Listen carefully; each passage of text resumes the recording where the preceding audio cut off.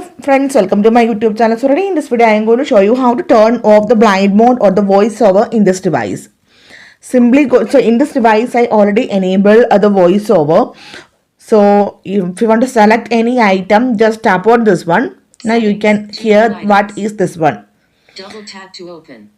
You can see. If you want to open this one, just make a double tap. Okay. Now tap on the option accessibility. Settings, heading, accessibility, button, accessibility. So here you can see the option voiceover. First select this one. Voiceover, on, And to open this one, make a double tap. Voiceover, switch button, on. Okay. If you want to disable this one, just turn off this option. Voiceover off. You can hear. The voiceover is now disabled.